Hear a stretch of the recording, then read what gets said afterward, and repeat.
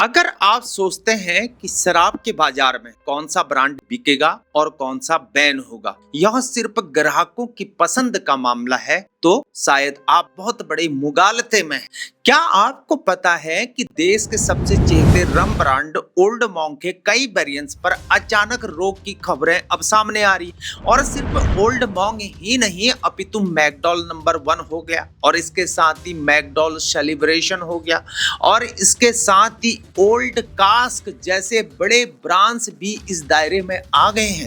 लेकिन सवाल यह है कि आखिर क्यों? क्या यह सिर्फ एक रूटीन सरकारी कार्रवाई है, या फिर इसके पीछे छिपी है एक ऐसी क्रोनोलॉजी जो इथेनॉल पॉलिसी से लेकर डिस्टिलरी बिजनेस और देश की राजनीति तक के तारों को ये आपस में जोड़ा करती हैं। कहानी को समझने के लिए सबसे पहले हमें जानना होगा महाराष्ट्र के नागपुर से 40 किलोमीटर दूर बेला नाम की जगह पर। वहां जाना होगा।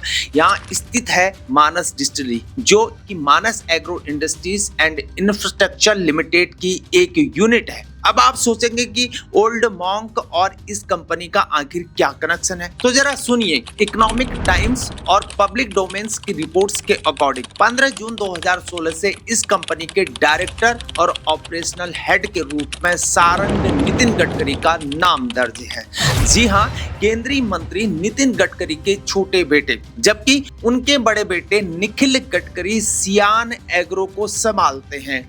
मानस ग्रुप का बिजनेस साम्राज्य बहुत बड़ा है, स्टील से लेकर एथेनॉल तक। और दिलचस्प बात यहाँ पर यह है कि साल 2022 में इसी मानस डिस्टिलरी ने बाजार में अपने खुद के शराब के ब्रांड्स उतारे, जैसे कि कप्तान रम और वुलस्टोन व्हिस्की। इस बेला प्लांट की क्षमता की बात करें तो यहाँ 90 KLPD 1000 लीटर प्रतिदिन की डिस्टिलरी और 120 KLPD एथेनॉल की क्षमता है। एक तरफ सालों साल से चले आ रहे पुराने और लोकप्रिय रम ब्रांड्स को बाजार में दिक्कतों का सामना करना पड़ रहा है, या उन पर फिर पाबंदियां लग रही हैं। वहीं दूसरी तरफ नई कंपनीज और नए ब्रांड्स के लिए बाजार में राहें आसान होती हुई दिख रही हैं। जब बाजार से पुराने नाम हटने लगते हैं तो स्वाभाविक रूप से खाली हुई उस जगह को भरने के लिए नए ब्रांड्स फिर आगे आते हैं। क्या यह सिर्फ एक बिजनेस संयोग है या एक सोची समझी रणनीति है? अब यहाँ से शुरू होता है असली मुद्दा,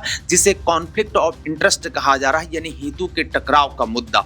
देश के सड़क परिवहन और राजमार्ग मंत्री नितिन गडकरी पिछले कई सालों से भारत की एथेनॉल नीति, एथेनॉल पॉलिसी के सबसे बड़े यही पैरोकार रहे हैं। वह लगातार पेट्रोल में एथेनॉल ब्लेंडिंग को बढ़ावा देने की बात किया करते हैं, जिससे देश का तेल आयात बिल कम हो सके, ऐसा गडकरी साहब कहते हैं, जो कि देश हित में बेहतरीन कदम माना जाता है इनके अनुसार। लेकिन सिक्के का दूसरा पहलू क्या है? जब सरकार की एथेनॉल नीति का सीधा फायदा उन्हीं कंपनीज को मिलने लगता है जिनसे नीति बनाने वाले मंत्री के परिवार के सदस्य, जैसे उनके बेटे सारंग और निखिल गडकरी जुड़े हुए हैं, तो विपक्षी और आम जनता के मन में सवाल उठना लाजमी है। आज इस देश के जागरूक नागरिक होने के नाते हमारे कुछ सीधे सवाल हैं। सवाल नंबर 1, जब किसी नीति यानी कि पॉलिसी का सीधा आर्थिक लाभ किसी मंत्री के परिवार की कंपनीज को मिल रहा हो, तो क्या यह हितों के टकराव यानी कि कॉन्फ्लिक्ट ऑफ इंटरेस्ट का क्या ये सीधा मामला नहीं बनता है? सवाल नंबर 2, ओल्ड मॉन्क और मैकडॉल जैसे स्थापित ब्रांड्स पर जिस तरह की सख्त प्रशासनिक कार्रवाई की खबरें आई हुई हैं, क्या वैसे ही पारदर्शी जांच और सख्ती नई डिस्टिलरीज पर भी क्या लागू होती हैं? सवाल नंबर 3, लोकतंत्र में जब भी कोई विपक्ष या देश के ही युवा या लोग ऐसी क्रोनोलॉजी पर सवालों को उठाते हैं, तो नीति और पारदर्शिता पर जवाब देने के बजाय उन सवालों को ही देश विरोधी